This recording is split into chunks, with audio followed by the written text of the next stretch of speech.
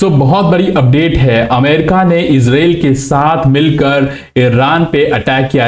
Iran के 3 nuclear sites पे बहुत हेवी बॉम्बिंग हुई है, वो भी GBU-57 से। जी हाँ, GBU-57 जो कि एक बंकर ब्लस्टर बम है, और वो नहीं भी कुछ तो एक 200 मीटर अंदर पेनिट्रेट करके अर्थ के अंदर पेनिट्रेट करके जाकर ब्लास्ट होती है। तो ये बहुत ही घातक बम है, न्यूक्लियर वेपन और के बाद ये बहुत ही घातक बम है। उससे अटैक किया गया है इजराइल के मल्टीपल न्यूक्लियर साइट के ऊपर। आइए हम देखते हैं अपने प्रेजेंटेशन में कुछ कुछ। इस प्रेजेंटेशन में लिखा है US join the Israel official against the Iran as Trump announce strike 3 on the nuclear site in Tehran. ठीक है, तो ये कुछ इमेज है आपकी जो यूएस ने स्ट्राइक किया है न्यूक्लियर साइट्स पर बंकर ब्लस्टर बम और क्रूज मिसाइल्स के मदद से। आइए डोनाल्ड ट्रंप अपने ट्वीट में क्या कहते हैं। वो कहते हैं we have completed our very successful attack on 3 nuclear sites in Iran। उन्होंने 3 न्यूक्लियर साइट्स के ईरान पर सक्सेसफुल अटैक किया है, जिसका नाम है Fordow, Natanz, Isfahan. All plane are outside the, सारे के सारे प्लेन जो है जो ईरान के एयर स्पेस से बाहर हैं। A full payload of bomb was dropped, मतलब एक पूरे फुल पेलोड जो है, उस कैपेसिटी जो है उस फ्लाइट का, जो फाइटर जेट से हुआ वो B-2 बॉम्बर था, तो उसका full payload of bomb was dropped on the primary site on Fordow. और इनका प्राइमरी शॉट फोर्डो है, क्योंकि यहां पर कहा जाता है कि 60% ऑफ यूरेनियम इनरिचमेंट है। जी हाँ, यही सबसे बड़ा इन लोगों का, ईरान का न्यूक्लियर इनरिचमेंट का है। यहीं से सबसे ज्यादा इन लोगों का न्यूक्लियर प्रोजेक्ट और साइट्स चल रहे थे। All planes are safely on their way, सारे के सारे प्लेन अपने घर की तरफ वापस आ चुके हैं। कॉन्ग्रेचुलेशन टू अमेरिकन, तो यहाँ पे वो अपने अमेरिकन वॉरियर का कॉन्ग्रेचुलेशन कर रहे हैं और कह रहे हैं कि ऐसा कोई मिलिट्री नहीं है इस वर्ल्ड में जो इसे कर सकता है। अब ये समय है पीस का। Thank you for attention to this matter. Means bomb गिराने के बाद डोनाल्ड ट्रंप कह रहे हैं कि ये अब पीस का टाइम आ चुका है।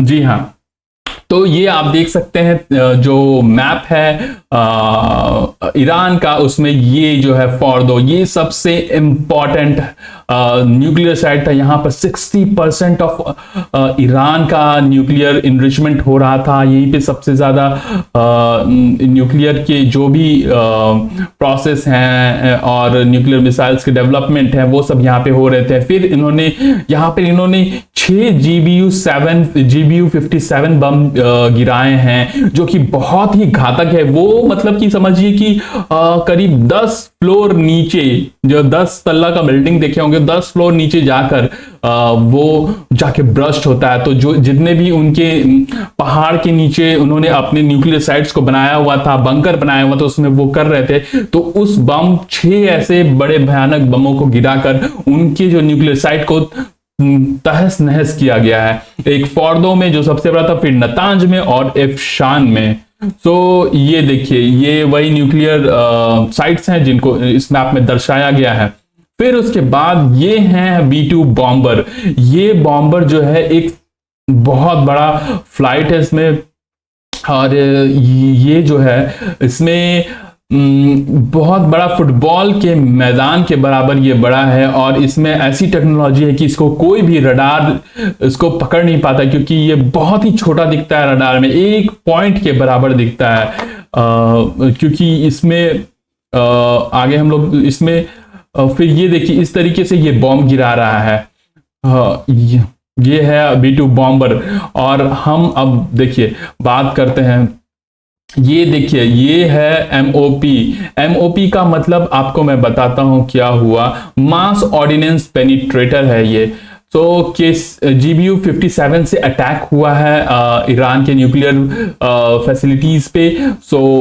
ये जो बॉम्ब है वो बना हुआ है आपका made of harden ferro cobalt alloy to survive impact body comprise more than 80% of bomb weight, total weight.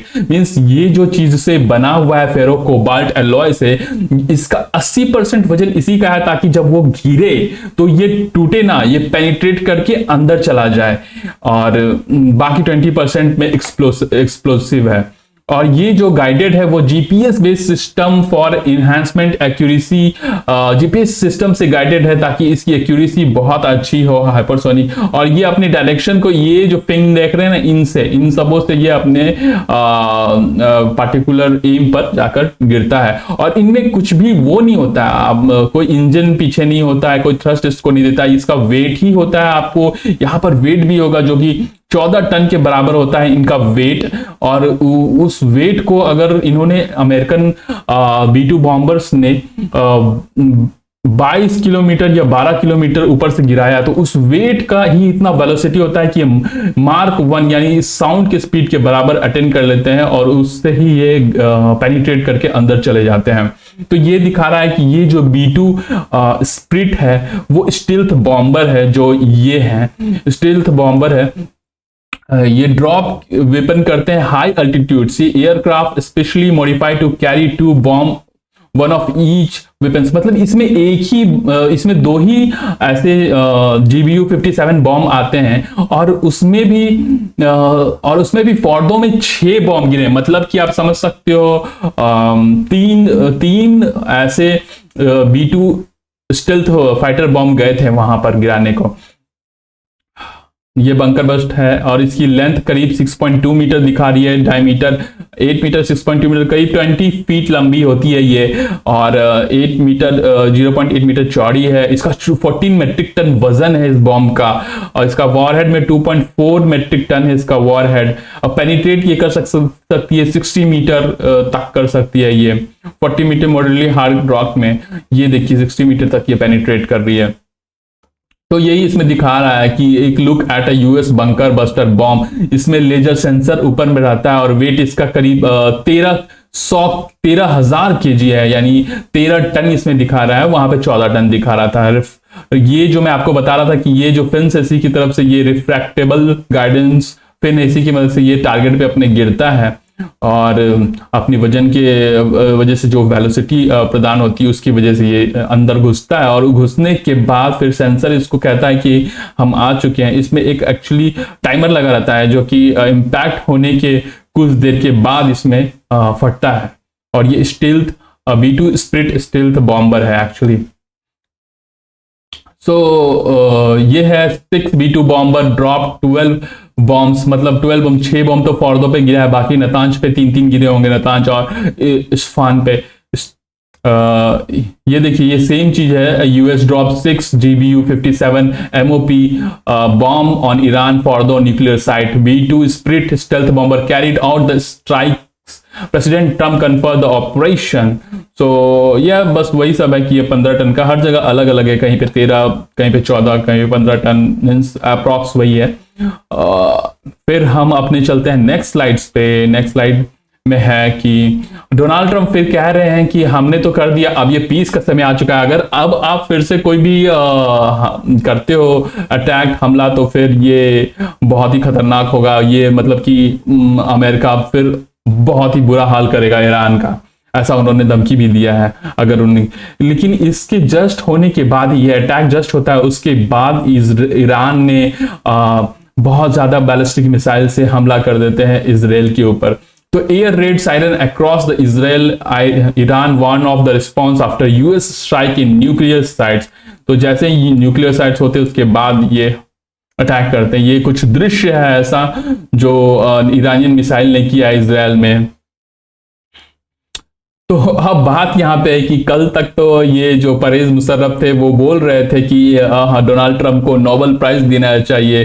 तो ये हेडलाइन है शायद टाइम्स ऑफ इंडिया की या हिंदू की, the day after nominating Trump for a Nobel Peace Prize, Pak condemn US Iran bombing. Means कल को तो ये बोल रहे थे कि मिलना चाहिए डोनाल्ड ट्रंप को नोबेल प्राइज, और अब बोल रहे हैं ये कि नहीं, कंडेम कर रहे हैं कि इन्होंने जो ईरान पे बॉम्बिंग करा। लेकिन ये पाकिस्तान वाले लोग ना बहुत ही हैं, मतलब पहले ये बोलते थे सारे मुस्लिम कंट्री हमारे पास न्यूक्लियर वेपन है, सारे मुस्लिम कंट्री को हम बचाएंगे अगर कुछ भी ऐसा होता है, लेकिन जब ईरान पे इजराइल और अमेरिका अटैक कर रहे हैं तो इनकी तरफ से कोई स्टेटमेंट ही नहीं आ रहा है, इनकी गवर्नमेंट की तरफ से कुछ भी नहीं। ये मीन्स किसी के साथ नहीं है, ये जो पैसा जहां देख वहां तमाशा फेंक ऐसा है, इनसे दोस्ती बहुत खतरनाक भी हो सकती है।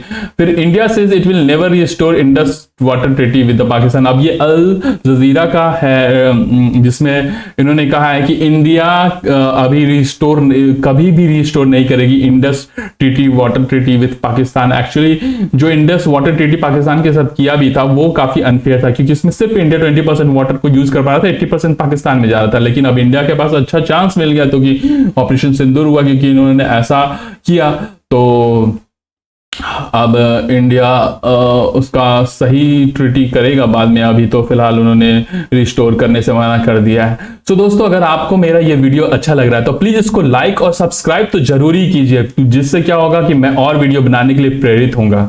धन्यवाद।